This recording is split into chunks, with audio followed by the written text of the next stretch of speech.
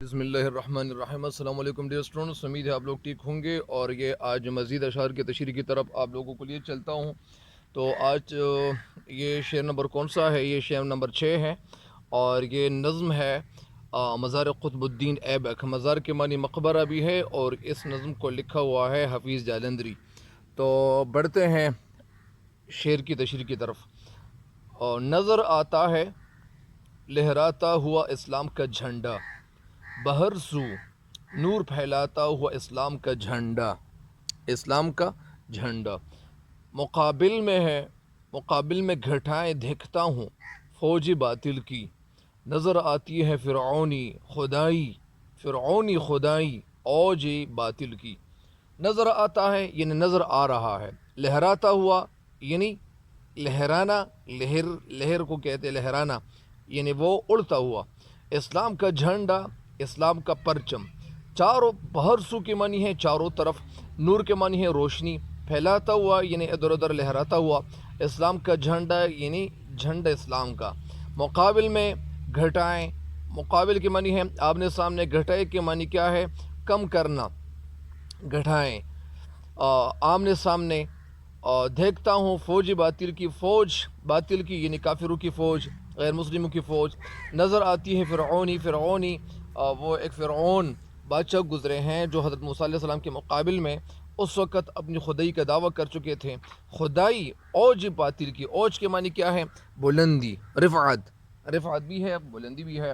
تو پہلے شعر کی تشریح کیا ہے؟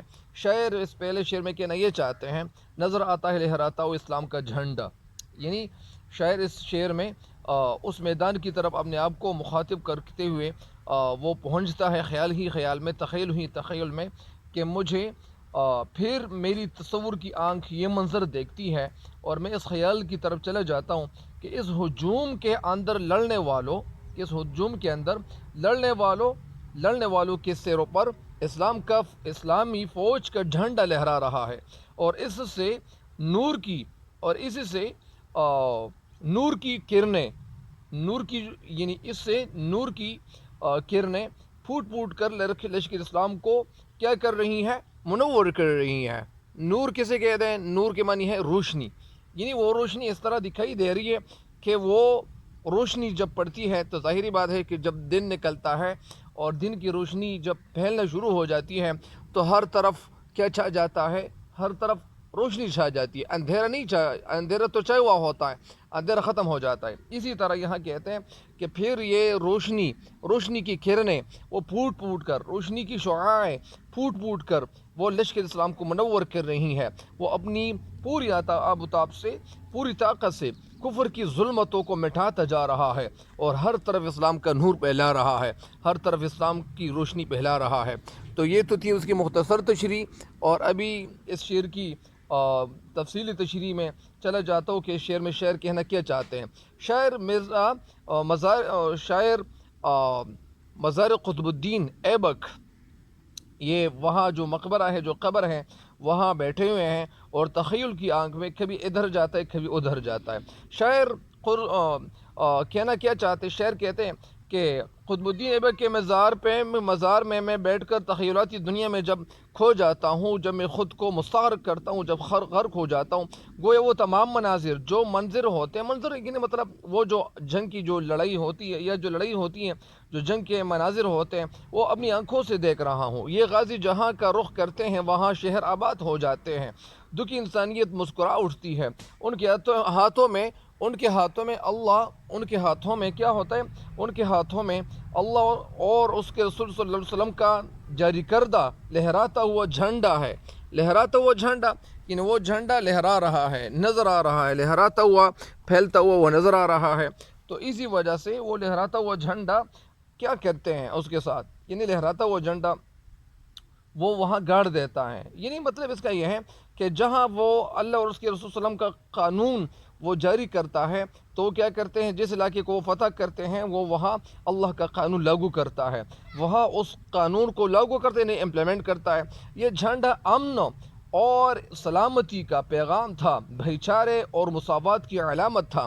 یہ لفظ اصل میں مساوات ہے، مساوات کے معنی گناہ ہے، مساوی کے معنی گناہ، اور مساوی کے معنی کیا ہے؟ برابری۔ تو اس جھنڈے سے اسلام کی روشنی اور اسی طرح اسلام کی کرنیں وہ پھوٹ نکلتی تھی یعنی وہ نکل آتی تھی، چونکہ ان کے سینے نور سے منور تھے، اور ایمان کی روشنی سے ان کے سینے منور تھے، اور وہ لبریز تھے، فل تھے، اس لیے ان کے جھنڈوں سے ہدایت کے چشمے وہ نکل آتے تھے۔ ان کے آنے سے جنوب ایشیا کی تقدیر بدل گئی تھی، اور راج و مہاراجوں کے ظلم و ستم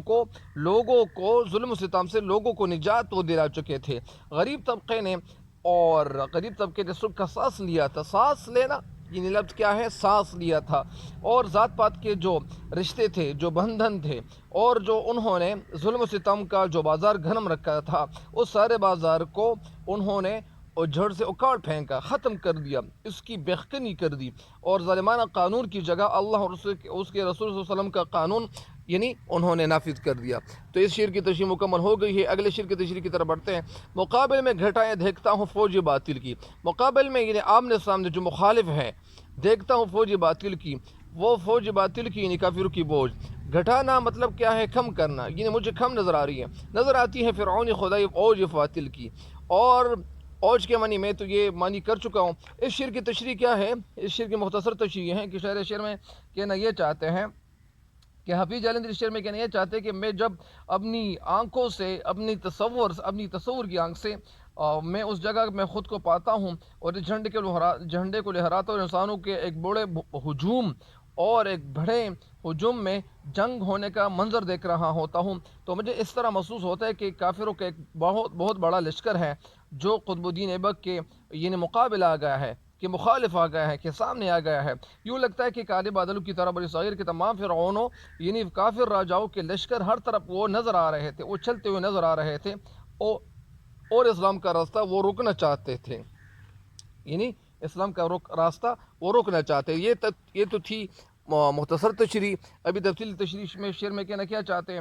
شعر اصل میں قدیم دور کے مسلمانوں کی جو جاہ و جلال اور جو مرتبہ تھا، اس مرتبے کو سامنے رکھتے ہوئے کہتے ہیں کہ جب میں قطب الدین ایبک کی زیارت پر وہ کیا کرتا ہوں، فتح خانے کے لیے چلا جاتا ہوں، وہاں میں زیارت کے لیے چلا جاتا ہوں، وہاں سکون کی تلاش کے لیے وہاں میں چلا جاتا ہوں، تو ان دنوں میں کیا کرتا ہوں، وہ سارا نقشہ میرے ذہن میں بن جاتا ہے۔ مطلب یعنی جب میں ان دنوں میں وہاں میں موجود ہوتا ہوں، یا وہاں میں موجود ہوتا ہوں، تو میرے سامنے، میرے ذہن کے سامنے، یا میری آنکھوں کے سامنے ایک وسیع میدان وہ ہے، ایک وسیع میدان ہے۔ ایک طرف مسلمانوں کی فوج تکبیر کا نعرہ لگاتے ہوئے بڑھ رہی ہیں، ان کے ہاتھ میں اسلام کا جھنڈا لہراتا ہوا دکھائی دے رہا ہے، اور ان کے ساتھ تلوار ہے، ہاتھوں میں وہ چمکتی ہوئی تلواریں ہیں، اور گھوڑوں، اونٹوں اور ہاتھوں پر سوار فوج وہ دشمن کو للکار رہی ہے۔ کافروں کی فوج کالے بادل کی طرح وہ آگے بڑھ رہی ہے، وہ آگے آ رہی ہیں یا وہ بڑھ رہی ہے، وہ اپنے جھوٹے خداؤں کی حفاظت کے لیے فولادی دیوار سے وہ کیا کر رہی ہے؟